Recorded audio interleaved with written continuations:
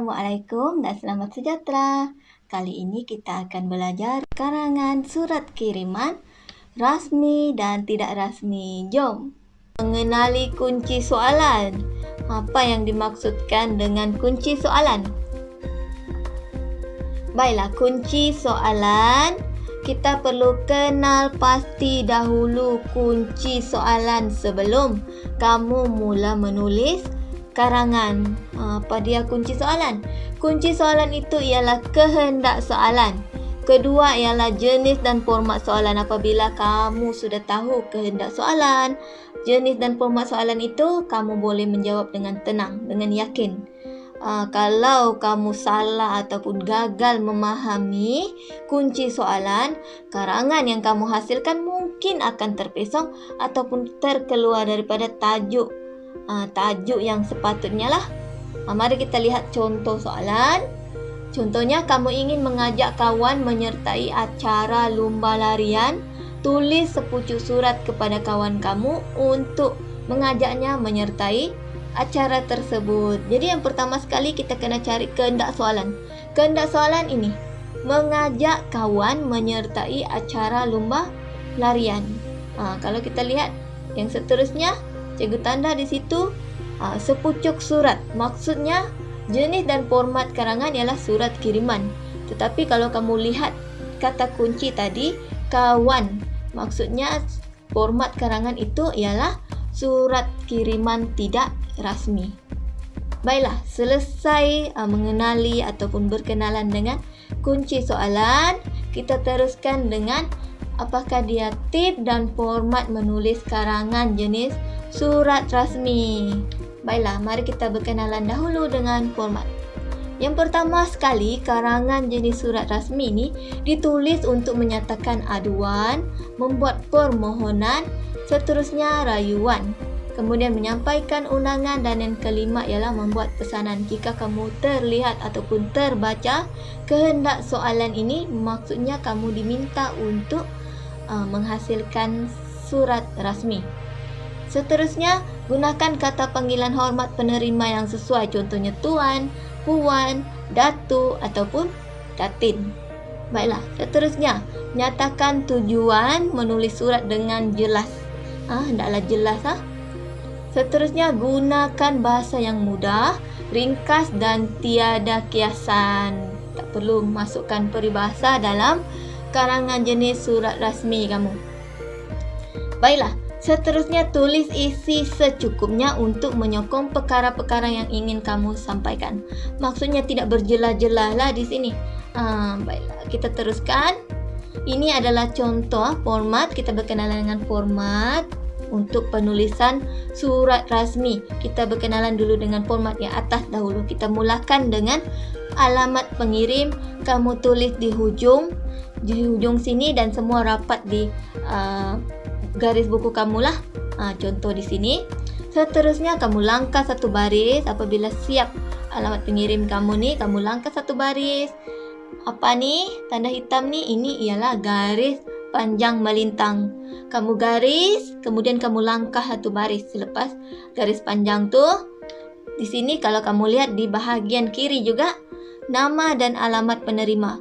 Alamat pengirim, alamat penerima berada di sebelah kiri. Kemudian di sebelah kanan kamu lihat di sini tarikh. Ini adalah tarikh. Tarikh ditulis huruf besar untuk nama bulan, kemudian diakhiri dengan tanda nokta. Dengan tanda nokta. Kamu tulis selari dengan alamat ni yang terakhir, baris terakhir selari ya. Seterusnya kamu langkah satu baris di sini, barulah kamu mulakan dengan panggilan hormat penerima. Contoh ni adalah tuan. Kalau kamu tidak pasti jantina penerima surat, tulis semuanya tuan. Kemudian selepas kamu tulis panggilan hormat, kamu akhiri dengan tanda koma di hujung tu. Baiklah, selepas itu kamu boleh langkah satu baris untuk kamu tulis perkara ataupun tajuk surat kamu ni. Kamu gariskan dan ditulis huruf besar di setiap pangkal perkataan kecuali kata sendi, kata kata hubung, contoh bagi, untuk, semua tu. Kemudian yang di bahagian perkara ni tidak perlu kamu letak tanda nokta dan kamu garis ya. Kamu garis. Tapi kalau kamu tulis semuanya huruf besar, tidak perlu garis. Baiklah, ini adalah selepas tadi itu bahagian atas, kemudian ini bahagian tengah. Bahagian isi lah. Bahagian isi, kalau kamu lihat isi kamu yang pertama, perenggan pertama ni tidak perlu diberi nombor. Kamu lihat tiada nombor. Kamu mula dengan di hujung, tidak perlu lagi jarak. Kamu terus tulis. Terus tulis. Kemudian kamu langkah satu baris, kamu mulakan dengan perenggan seterusnya untuk isi kamu. Diberi nombor setiap perenggan 2, 3, 4. Kalau kamu ada isi lagi yang seterusnya 5 di sini. Okey, kalau sebaiknya sediakan 4 isi. Sebaiknya sediakan 4 isi. Dan setiap perenggan ni kamu langkah satu baris untuk kegemasan. Pastikan di isi ni kamu tulis nombor. Dan nombor 1 tiadalah. Kamu mula dengan nombor 2. Selepas itu perenggan yang terakhir, kamu kena langkah satu baris. Kamu akhiri dengan penutup dan ucapan terima kasih. Yang ini kamu buat di hujung, di tepi ni selari. Selari dari yang tadi lah, dari sebelah kiri itu. Baiklah. Seterusnya yang bawah sekali, tadi di tengah kan, sekarang ni bahagian bawah. Bahagian bawah ditulis mula-mula pengakuan pengirim. Pengakuan pengirim inilah yang benar, selalunya yang benar. Kemudian kamu letak tanda koma di sini. Kemudian tidak perlu langkah, kamu terus tanda tangan. Kalau memerlukan besar sikitlah, kamu boleh letak 2 baris. Kalau cukup 1 baris, cukup 1 baris. Pastikan kamu tidak banyak melengahkan masa untuk mencipta tanda tangan. Seterusnya, selepas tanda tangan, nama penuh pengirim, kamu eja semua huruf besar dalam kurungan. Selepas itu, jika ada, kamu tulislah jawatan dan persatuan kamu. Tulis seperti ini, koma, kemudian kamu nokta. Selesailah sudah surat kiriman rasmi kamu. Mari kita lihat contoh penuh. Ini contoh penuh, binaan untuk format menulis karangan surat rasmi. Kita lihat di sini saya telah berikan penerangan tadi, apa-apa yang perlu berada di surat kiriman rasmi. Jadi kamu bolehlah rujuk nota-nota yang cikgu berikan ni untuk supaya lebih faham lah. Baiklah, kita teruskan dengan contoh. Ini adalah contoh surat kiriman rasmi. Kalau kamu lihat, ini adalah surat aduan. Ini adalah surat aduan bermula dengan alamat pengirim lah di sini. Alamat pengirim, kemudian penerima. Okey, ini adalah contoh yang cikgu boleh tunjukkan. Seterusnya kita beralih kepada tip dan format menulis karangan jenis surat tidak rasmi. Tadi rasmi, sekarang surat tidak rasmi. Mari kita berkenalan dahulu dengan format. Baiklah, karangan jenis surat tidak rasmi ditulis kepada seseorang yang rapat dengan kita, seperti adik-beradik, saudara mara, sahabat andai. Selalunya surat tidak rasmi ini bersifat peribadi. Surat rasmi tadi bersifat formal. Baiklah, kedua ialah gunakan kata ganti nama diri yang betul. Contohnya saudari, saudara, ayahanda, bonda, adinda, kakanda ataupun nenda.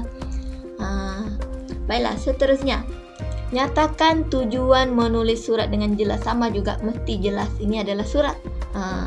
Ini adalah surat. Seterusnya, digalakkan. Kita boleh pula guna ungkapan dan kiasan. Lebih digalakkan. Sebab ini bukannya yang berunsur formal macam surat rasmi tadi. Jadi dibolehkan. Lebih baiklah. Baiklah. Seterusnya, tulis isi secukupnya. Sama juga. Untuk menyokong perkara yang ingin kamu sampaikan. Baiklah, kita lihat dahulu bahagian atas. Bahagian atas tadi, kalau kamu lihat alamat tadi di sebelah kiri, bermula dengan kiri. Sekarang untuk surat tidak rasmi, kamu bermula di sebelah kanan. Okey, di sebelah kanan ini adalah alamat pengirim. Alamat kamulah yang menulis surat. Seterusnya kamu langkah satu baris, kamu buat tarik. Tarik ini pula kamu tulis pangkal bulan itu sahaja huruf besar, kemudian kamu tanda nokta di hujung tarik ini. Kemudian kamu langkah satu baris untuk kamu buat perenggan pendahuluan. Perenggan pendahuluan sama juga, kamu tidak perlu jarak. Terus kamu buat pembuka kata kamu. Apa yang ingin kamu katakan pada awal-awal ni lah. Pembukaan. Seterusnya pembuka kata, contoh kan, saudari, Nenda, kepada siapa surat tu kan? Kepada siapa kamu ingin tulis, letak koma. Kemudian kamu mulakan dengan isi kamu mula dengan isi, tetapi kamu kena jarak dari tepi tu. Kamu kena jarak di setiap perenggan isi, kamu hendaklah ada jarak, dan setiap perenggan juga kamu kena langkah satu baris untuk kekemasan. Baiklah, sudah habis bahagian isi, kamu di bawah tu sebelah kanan juga kamu tulislah sahabatmu, kemudian tanda tangan. Di pengakuan pengirim tu kamu letak tanda koma dan tanda tangan kamu lah seperti biasa. Okey, mari kita lihat. Ini adalah paparan penuh, format yang telah cikgu jelaskan tadi, lebih ringkas lah, mudah. Ini adalah format penuh, dan kamu boleh rujuk nota ataupun panduan untuk kamu menghasilkan surat kiriman tidak rasmi. Mudah kan? Begitu mudah. Ini adalah contohnya, contoh. Jadi kamu boleh buat ringkas. Seperti ini. Baiklah, kita lihat seterusnya apakah banding beza kedua jenis karangan ini. Mari kita lihat perbandingan karangan jenis surat kiriman rasmi dan tidak rasmi. Mari kita lihat. Baiklah, pertama sekali perbandingan yang perlu kita lihat ialah alamat. Alamat untuk surat rasmi bermula belah kiri, tetapi alamat surat tidak rasmi bermula sebelah kanan. Surat rasmi semuanya mengalah ke kiri, surat tidak rasmi semua pula mengalah sebelah kanan. Tapi apa yang kekal di sini yang sama, tarik semuanya dua-dua berada di sebelah kanan, tetapi cara kamu menulis tarik untuk surat rasmi kamu tulis semua huruf besar. Kemudian tarik untuk surat kiriman tidak rasmi kamu pangkal bulan tu saja huruf besar. Seterusnya surat rasmi ada tajuk. Surat kiriman tidak rasmi tidak ada tajuk. Baiklah. Kita lihat di sini seterusnya panggilan hormat, kata ganti nama diri penerima juga berbeza. Kemudian isi untuk surat rasmi ada nombor, di surat kiriman tidak rasmi pula tiada nombor. Seterusnya pengakuan pengirim berada di sebelah kiri untuk surat rasmi, pengakuan pengirim di surat tidak rasmi berada di sebelah kanan. Begitu juga dengan jawatan. Jawatan hanya berada di surat rasmi. Baiklah, adakah anda semua sudah memahami apa yang telah cikgu sampaikan tadi? Mari uji pemahaman kamu tentang apa yang telah kita pelajari tadi. Mari kita mulakan. Pertama sekali, soalan yang pertama, nyatakan jenis surat yang berikut, rasmi atau tidak rasmi.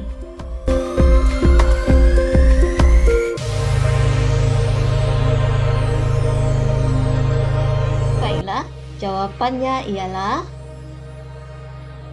tidak rasmi. Soalan kedua. Alamat penerima surat kiriman rasmi terletak di sebelah mana?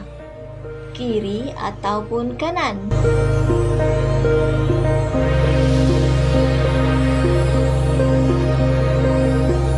Jawapannya ialah sebelah kiri. Kita teruskan soalan yang ketiga. Antara yang berikut, mana satukah format tarik ini merupakan format surat kiriman tidak rasmi?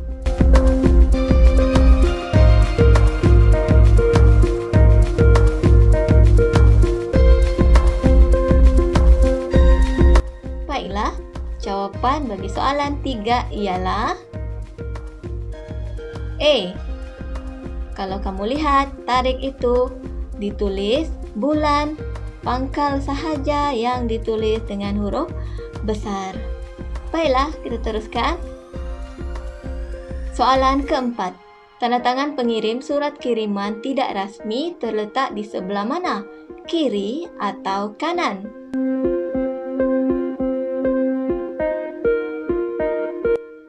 Jawapannya ialah di sebelah kanan. Baiklah, kita teruskan. Soalan kelima, pengirim menulis alamatnya semasa menulis surat ini. Apakah jenis surat kiriman ini rasmi atau tidak rasmi?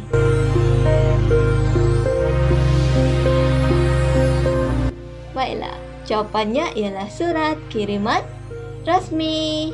Baiklah, itu sahaja daripada cikgu. Terima kasih kerana menonton ataupun menjadikan video ini sebagai panduan untuk kamu menghasilkan karangan jenis surat rasmi dan karangan jenis surat tidak rasmi. Semoga video ini dapat membantu anda untuk menghasilkan karangan mengikut format yang baik. Baiklah, itu sahaja daripada saya. Jangan lupa tekan butang subscribe, like dan kongsikan video ini sekiranya bermanfaat. Kita jumpa lagi. Terima kasih.